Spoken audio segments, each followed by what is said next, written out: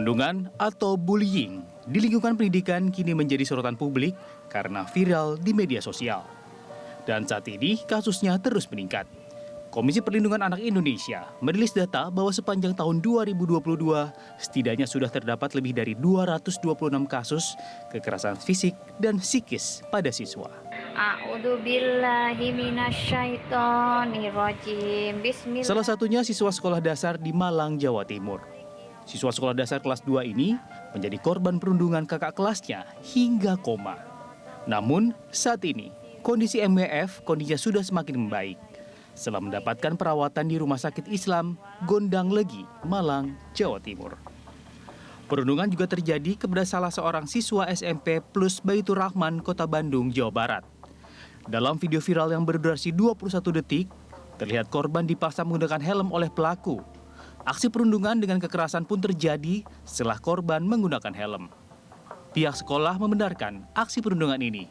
Menurut Kepala Sekolah Saiful Abdul Muthalib, aksi ini terjadi di tengah jam pelajaran sekolah saat guru keluar kelas. Kebetulan guru jam ketiga itu lagi keluar kelas sebentar. Ketika keluar kelas, anak-anak membuat satu game permainan cek ketampanan lah katanya dengan menggunakan helm, pukul dari belakang, ditowel helm, kemudian menebak siapa gitu. Itu permainannya sebenarnya, tapi lama-kelamaan bukan dengan tangan, tapi dengan kaki. Itu salah seorang dengan kaki. Sampai katanya 3 kali pukulan dengan kaki.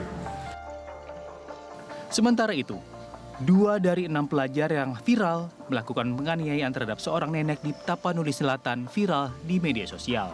Kepolisian Resort Tapanuli Selatan menyebut 2 pelajar yang ditetapkan sebagai tersangka masing-masing berinisial IH dan PH. Tersangka IH adalah pelajar yang menendang nenek dalam video viral, sedangkan PH memukul sang nenek menggunakan kayu.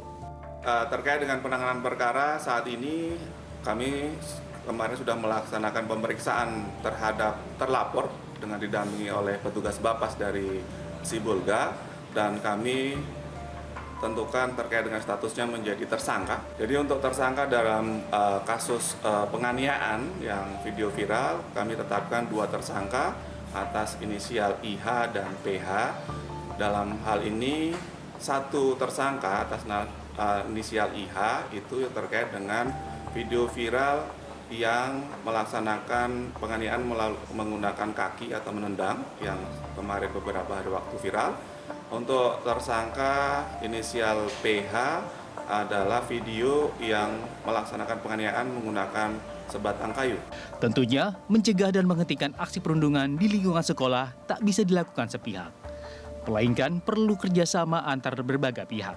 Hal itu akan berhasil apabila pemerintah, seluruh ekosistem sekolah, hingga masyarakat berperan aktif dalam upaya pencegahan perundungan. Tim Liputan, B-Universe.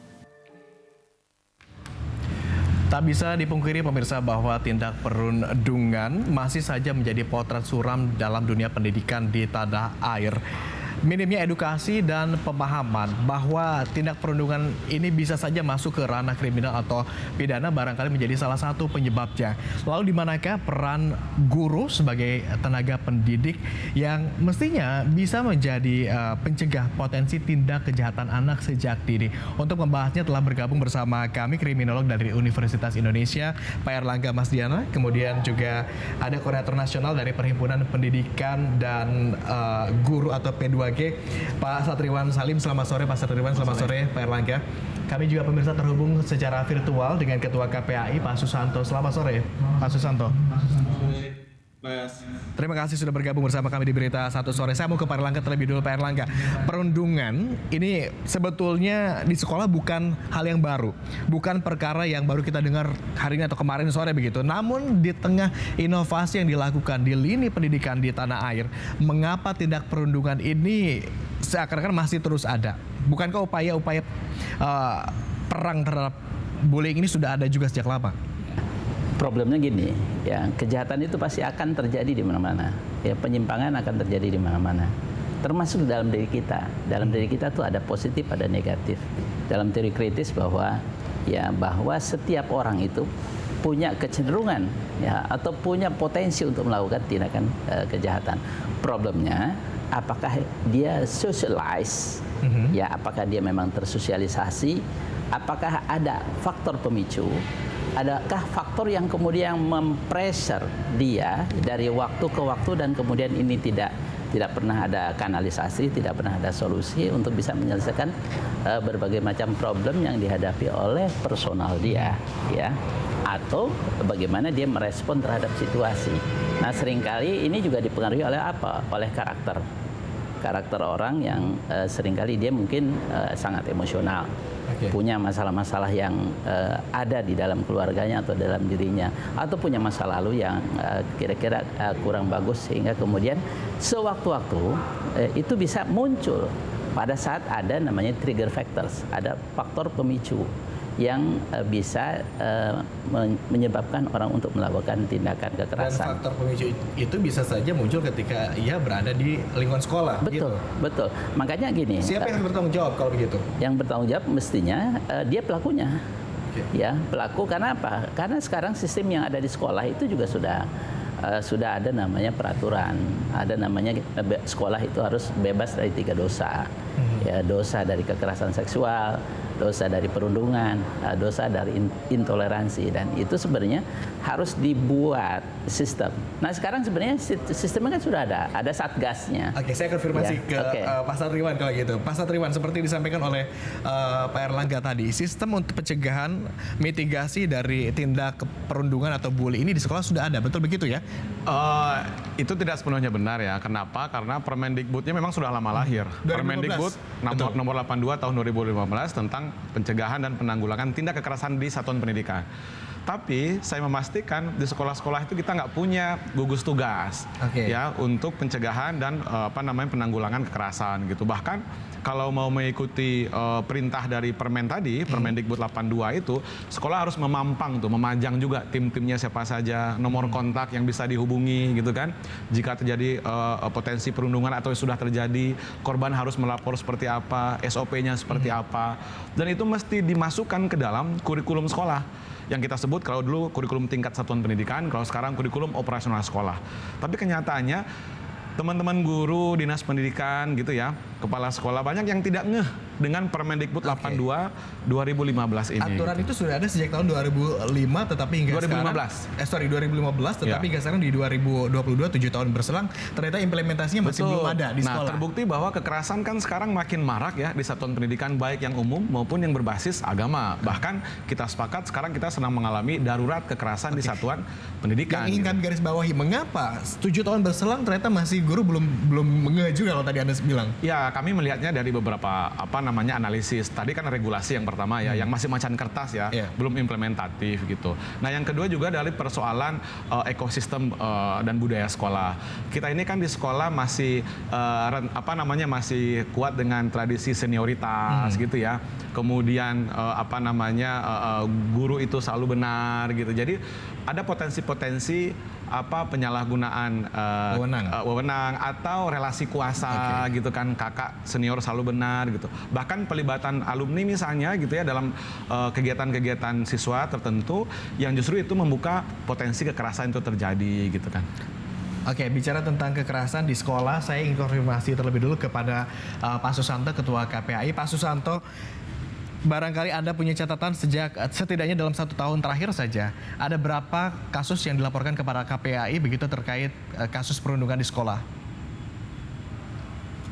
Ya, memang kasus perundungan ini sebenarnya jadi tren masalah yang kompleks saya kira buat satuan pendidikan, apalagi pasca COVID-19 ini memang cukup terasa. Baru saja kami juga hadir di beberapa titik seperti di Bengkulu, Lampung, dan 2 hari yang lalu kami di Surakarta. Memang beberapa curhatan guru pada kami ada kecenderungan baru. Pasca COVID-19, anak terkunci, kelekatan dengan media digital cukup tinggi, pengetahuan orang tua di dalam proses pengasuhan terbatas, kemudian anak rentan mengakses konten-konten kekerasan sehingga terjadi copying mechanism ya. Anak rentan melakukan hal yang sama sebagaimana diakses. Padahal sebenarnya kalau kita misalnya gunakan pandangan ahli ya, tokoh pendidikan klasik misalnya Al-Ghazali misalnya mengatakan bahwa setiap anak yang lahir di bumi ini setiap anak itu punya potensi berbuat baik. Ya, tetapi memang ada faktor lain. Kenapa kemudian anak juga punya kerentanan melakukan tindakan salah ya, termasuk juga tindakan perundungan dan lain-lain. Misalnya karena faktor disfungsi pengasuhan. Ini juga jadi catatan besar bagi kita. Kita tentu butuh evaluasi seberapa jauh memang pola-pola pengasuhan yang kita lakukan ya. Ini hemat kami memang penting karena kontribusinya memang sangat besar kalau kita gagal di dalam proses pengasuhan. Yang kedua memang faktor kelekatan dengan konten-konten kekerasan itu memang cukup terasa. Survei KPI tahun 2021 saat COVID-19 itu memang data kita cukup mencengangkan sebenarnya. Jadi ada sekitar 36% anak-anak itu memang mengakses konten kekerasan. Padahal beberapa studi melaporkan anak kalau lekat dengan dunia kekerasan itu memang punya kerentanan melakukan tindakan yang sama sebagaimana yang ada di dalam konten tersebut. Nah, di pihak lain juga hasil survei kita 25% anak-anak kita itu mengakses media digital di luar kepentingan belajar. Itu 25% dari jumlah sampel yang ada. Ini menunjukkan bahwa memang tantangan berat bagi dunia pendidikan saat ini. Satu sisi memang kita memang dipacu agar anak-anak kita semakin hari semakin baik di dalam proses pendidikan karakter, apalagi profiling kita kan memang sedang berproses bagaimana mendidik kita menjadi generasi yang memiliki profil generasi Pancasila kira-kira begitu. Tetapi di pihak lain memang ada daya dukung yang nggak support, yang itu memang harus kita pahami. Soal kompetensi guru di dalam proses pendisiplinan anak, lingkungan sosial kita yang nggak support gitu ya, proses pengasuhan ya, kemudian tingginya angka angka perceraian di Indonesia itu juga mempengaruhi stimulasi positif di dalam perkembangan anak-anak kita. Jadi memang tidak tunggal faktornya. Kenapa kemudian anak punya kerentanan melakukan bullying? Kita harus bedah dari beberapa aspek karena banyak aspek itu memang cukup berkontribusi. Kenapa kemudian data kita memang cukup tinggi kasus-kasus bullying di Indonesia? Baik, kalau tadi saya mengutip pernyataan dari Pak Susanto yang menyebut bahwa ada coping mechanism, khususnya pada saat era pandemi COVID-19 di mana ini banyak sekali metode pembelajaran secara daring, termasuk akses yang terbuka lebar begitu antara para pelajar kepada konten-konten di dunia maya, termasuk juga dunia game. Mereka mencontoh apa yang mereka lihat begitu. Benarkah demikian dari kriminolog UI bahwa para pelajar ini begitu tertular ibarat kata dengan apa yang mereka tonton? Jadi pada dasarnya perilaku ya atau tingkah laku itu adalah copying. Semua adalah hasil daripada mengcopy dari generasi tua sebelumnya atau mengcopy dari pihak luar. Terutama buat anak-anak muda ya. Kalau orang sudah tua kan dia punya stabilitas perilaku, stabilitas emosi, kepribadiannya juga sudah mapan. Tapi buat anak-anak itu memang dia selalu mencari sesuatu yang baru. Okay. Ya. Dan ini makanya the criminal is socialized. Okay. Ya, bahwa orang yang melakukan tindakan kriminal, orang melakukan tindakan kejahatan itu sebenarnya semua hasil dari sosialisasi. Okay. Tetapi berarti di sini ada celah kesalahan. Yakni adalah pengawasan. Nah, problemnya ya, soal kebijakan. Okay. Ya, kebijakan kita setiap anak-anak kita itu kan dia attach ya atau disentuh atau dipapar oleh apa? Oleh agenda-agenda kekerasan yang ada di media mainstream atau media sosial ya. Anak-anak sekarang bebas mau akses, mau dilarang oleh orang tua susah. Ya karena apa? Semua orang itu bisa mengakses itu kan gitu ya, termasuk anak-anak. Pengawasan berarti harus ditingkatkan lagi begitu dari orang tua maupun dari guru. Yang paling efektif itu apa? Pengawasan. Ya itu sebenarnya nggak perlu pengawasan, adalah proses internalisasi nilai yang harus yang harus ditanamkan oleh apa? Oleh significant others. Siapa significant others itu adalah orang tua. Problemnya ketika anak itu tidak mendapatkan sentuhan kasih sayang dari orang tua, itulah mereka yang seringkali melakukan tindakan bullying atau tindakan kekerasan terhadap temannya. Atau bagaimana dengan peran guru dari case ini? Dalam konteks ini kan kompleks ya persoalannya, kan ada persoalan di rumah, ada alam keluarga gitu ya, ada persoalan di alam masyarakat dan di alam digital. Nah, dan akhirnya kan bermuara itu terwujudkan di sekolah kekerasannya kan begitu ya. Nah, guru sebenarnya dalam konteks ini ketempuhan juga Pak, kalau kata orang kampung saya itu ketempuhan ya. Jadi kena batunya juga gitu kan. Walaupun kita tahu di data KPAI menunjukkan pelaku juga ada yang dari oknum guru gitu kan.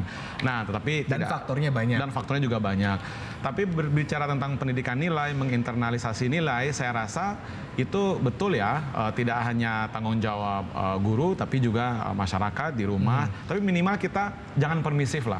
Oke. Karena buktinya ada beberapa pihak juga yang menduga bahwa jangan-jangan ini karena gurunya tidak bisa memediasi anak-anak atau memfasilitasi anak-anak di sekolah begitu, sehingga tindak perundungan tetap terjadi. Bagaimana Anda menanggapi Saya ini? mengakui itu, ini otokritik juga, apalagi ini Hari Guru Nasional, kita waktunya kontemplasi ya, refleksi. Saya mengakui juga banyak kawan-kawan kita juga yang mendisiplinkan itu dengan cara kekerasan gitu ya, itu masih ada, bahkan mungkin di konteks tertentu itu menjadi tradisi gitu. Nah, di sisi lain kita mestinya diberikan wawasan-wawasan baru, pemahaman baru, misalnya terkait dengan disiplin positif gitu ya, disiplin positif kepada guru, pemahaman terkait dengan hak-hak anak, undang-undang perlindungan anak gitu kan, termasuk yang tadi tuh Permendikbud 2015 gitu kan. Nah, ini kan mesti terstruktur juga ya gitu. Guru perlu di recharge juga kompetensinya, baik itu kompetensi profesional, kompetensi pedagogik ya, kepribadian dan sosial gitu ya. Walaupun guru terkait kompetensi ada PR tersendiri nih, berbicara kompetensi guru kita ya, kalau ukurannya uji kompetensi guru ya. Tapi saya rasa ini perlu dilakukan secara bersama-sama agar guru memiliki cara pandang yang relatif lebih kekinian, memahami undang-undang perlindungan anak gitu. Baik, kalau tadi Pak Satriawan menyebut guru ini perlu di-recharge lagi kompetensinya begitu, untuk mereka juga sama-sama punya kesadaran yang tepat bahwa perundungan itu betul-betul tidak diperbolehkan sama sekali. Bagaimana dengan dari kacamata KPAI, sikap pengawasan seperti apa yang perlu dilakukan agar perundungan ini tidak terjadi di lingkungan sekolah? Ya, tentu harus tersistem ya, harus tersistem karena kalau kemudian paradigmanya adalah pengawasan seorang leader di satuan pendidikan, pada saat seorang leader itu tidak ada di sekolah, dikhawatirkan memang kemudian pola-pola yang sebenarnya yang kita harapkan itu tidak terjadi. Jadi memang harus tersistem. Tersistem di dalam konteks ini adalah mulai dari rekrutmen guru. Kalau kemudian kita merekrut guru, tentu ya orang-orang yang memang pertama well dedicated gitu ya, punya perspektif inovasi pembelajaran, sekaligus juga punya kompetensi skill terkait dengan komunikasi ramah anak, pendisiplinan positif dan lain-lain. Ini hemat kami memang penting di dalam proses seleksi. Yang kedua adalah tentu yang juga harus dipastikan dalam proses pembibitan. Saya sering juga beberapa sampaikan. Proses pembibitan dalam konteks ini mulai dari Fakultas Ilmu Keguruan dan Ilmu Pendidikan, kalau di UIN IAIN itu di Tarbiyah, hemat kami juga harus ditambah tuh mata kuliah perlindungan anak dan strategi komunikasi pembelajaran yang ramah anak. Ini kan memang belum ada di Fakultas Ilmu Pendidikan dan Keguruan, itu belum ada mata kuliah terkait dengan komunikasi pembelajaran yang ramah anak. Nah, ini satu hal yang penting karena setiap kata dan diksi yang kita miliki, yang kita gunakan oleh guru itu juga akan punya daya stimulasi baik negatif maupun positif. Gitu. Sederhana saja, contoh misalnya punya semangat baik, tujuan guru baik, tapi kadang-kadang proses yang kita lakukan nggak baik. Contoh misalnya pada saat guru ingin menyemangati anak-anak kita, Verna, masa gitu aja nggak bisa, padahal Irfan bisa gitu. Semangatnya baik, tapi memilih diksi yang kurang tepat pada saat kita membandingkan. Padahal sebenarnya membandingkan dengan yang lain itu nggak baik, tetapi bandingkan dengan capaian positif yang ada pada anak kita. Contoh misalnya, Irfan, waktu kelas 3 kamu bagus loh, disiplin, kamu dengan teman juga empatinya bagus. hari ini kita di kelas 5 kamu pasti akan lebih baik lagi. Misalnya, ini sederhana tetapi kompetensi skill di dalam proses komunikasi pembelajaran itu memang harus dikuasai oleh guru-guru kita. Nah, hal lain juga yang harus juga pastikan adalah tersistem dalam konteks ini harus juga masuk di dalam SOP. Misalnya SOP pembelajaran harus juga disusun dengan baik. Ya, SOP pembelajaran, SOP pendisiplinan, kemudian juga penting tidak hanya terdeliver SOP itu pada guru, tapi orang tua juga harus juga dipastikan punya SOP komunikasi dengan guru. Kita menuntut guru agar guru punya kemampuan skill di dalam proses pembelajaran yang ramah anak, tapi juga orang tua harus dipastikan gitu ya. Memang masih ada juga sinergi misalnya antara guru sebagai yang bertanggung jawab di sekolah dengan orang tua di rumah begitu. Yang kami garis bawahi di sini Pak Susanto adalah tadi sistem SOP, kemudian juga upgrading dari masing-masing kompetensi guru. Tetapi kalau bicara tentang kenapa fenomena ini sampai terus terjadi, tentu kita butuh waktu yang lebih panjang untuk dialog ini. Dan karena bisa jadi selama ini wajah integral guru ini belum sesuai harapan masyarakat. Bahkan ada faktor X yang menjadi sebab utama kenapa guru tidak lagi dipandang sebagai profesi yang begitu agung. Kita akan bahas terkait hal ini usai jeda pariwara terlebih dulu. Tetaplah bersama kami.